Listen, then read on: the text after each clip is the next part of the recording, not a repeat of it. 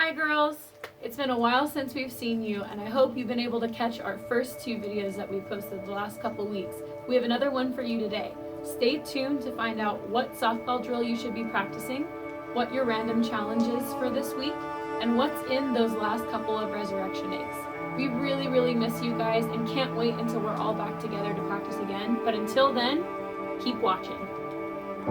Girls, it's Coach Rebecca. I have a little softball thing for you guys to do. Okay, if you don't have a bat, that's okay. Just use what you can.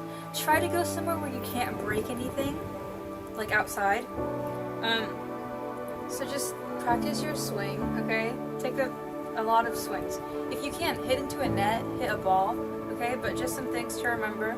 Keep your bat up when you're swinging, okay? And when you swing, you want your trigger, and then you're gonna go all the way through. Okay?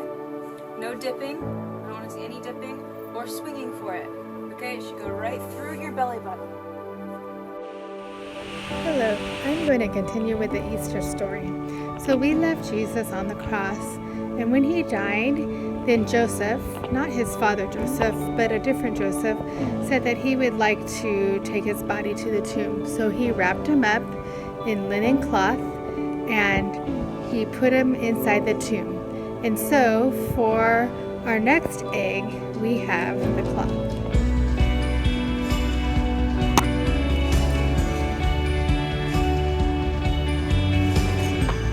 Back then, when people passed away, they would wrap their bodies up and then they would put them inside of a tomb. And so it was part of a rock, and there was a hole there. And so in order to cover it up, they had this stone that was rolled in front of the tomb. And some of the women were there watching as Jesus' body was put into the tomb. And some people knew that there was a prophecy that Jesus was to rise 3 days later. And so they made sure that they had guards guarding the tomb so that people wouldn't come and steal his body.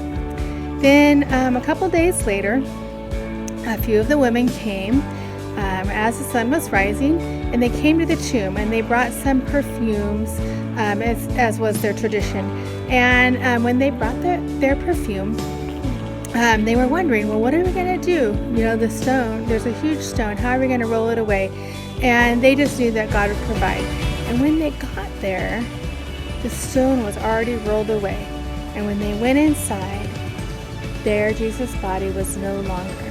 And so they were a little scared. But then some angels were there, and the angels said, don't worry, because he has risen, just like God had told us, and that he had risen. So for our next egg, we have the stone, representing the stone that rolled away from the tomb.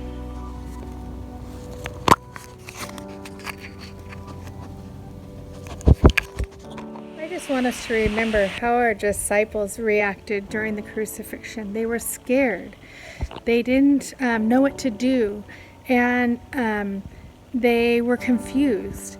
And then here Jesus comes and he rises up from the dead, right? Just as Scripture tells us. And as that happened, an angel told them that Jesus had risen, and so they went and told the disciples. But the disciples still didn't believe the women.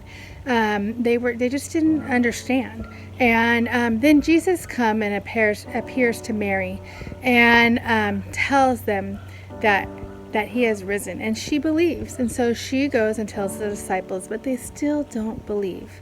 And then later on, Jesus appears to the disciples himself, and still they don't know who he really is. And then for our third egg, we have an empty egg representing the empty tomb.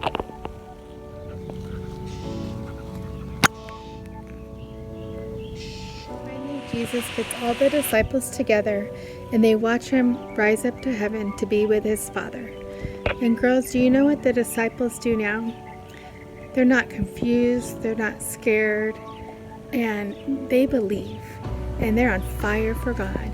And they spend the rest of their life telling everybody about Jesus and are willing to die for him. So my challenge to you is, ask yourself, do you believe that Jesus has risen from the dead? Hello children. So I'm here to remind you about the Kahoot challenge that is on Kahoot. So on the team app, when we post like, hello, we miss you, here's the video, we also say this is where you can find the Kahoot. Okay, remember Kahoot, it's like a game on your computer, or you can do it on your phone. And there's a link, you just click on the link and it takes you right to it, and then you add a nickname. Make the nickname your name. I don't know who like Cute Kitty 22 is, okay? So like put your name so we know who it is. And then the winning person, I don't know, gets a prize from the coach. We're just gonna say that. The winning person gets a prize from the coach. The coach is stepping up. We gotta get the prizes for these children, okay? So winning person gets a prize from your coach. So make sure you're doing it every week, okay? Because it does have an ending date. So if you don't do it on time, you don't get the prize, you don't have fun, you don't learn things, okay? So it's gonna be about whoever's doing the clubbing today on the video. I think it's Mrs. Murphy. So it's gonna be on whatever she talked about. That's what the Kahoot's gonna be on. So make sure you're doing it, learning good stuff, being amazing. Let's go Longhorns. Get that win. See you. Hello D2s. I'm here to give you your random challenge for the week. So, I'm actually going to give you 3 challenges, and because I like to give you options and I like to go big. So, your first challenge is to do a puzzle. If you can see, I did 1 puzzle, and now I'm working on, there it is, working on my second one. So, puzzles are a good time, and they can help keep you entertained. My second challenge is to read a book. So, you guys have a week until our next video, so you can try to read a book in that time and see if it's a good time. I love reading, so I love challenging people to read. My third challenge is because this weekend is Easter, usually that's something we get to spend with a lot of our family, but unfortunately this year we're not able to. And so your challenge is to call a grandparent or a relative that you usually would see at Easter and talk to them. Ask them what's up, how's it going, that kind of thing. So if you do any or all of these challenges, then have your parents take a picture and send it to your coach.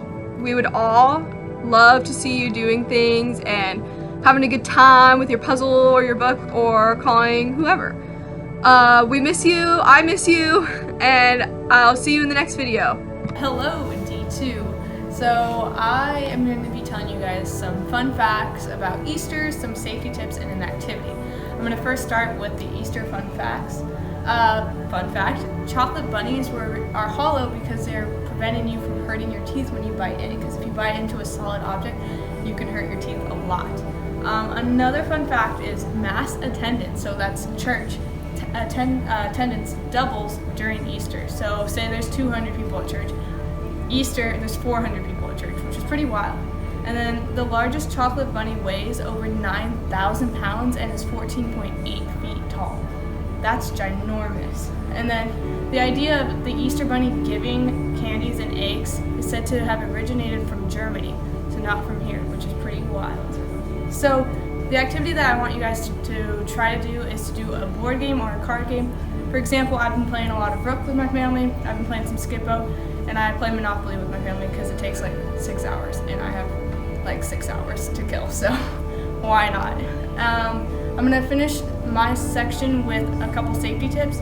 One safety tip is to wash your hands all the time. Anytime I go outside or I get a package from Amazon, as soon as I open my package, I go and wash my hands. If I order takeout, as soon as I get on my takeout on a plate, I go wash my hands. If you are to cough or sneeze, make sure you do it in your elbow, like in your arm here, so it doesn't project everywhere, because that's just disgusting. So I'm gonna leave it here and we're gonna go to the next coach.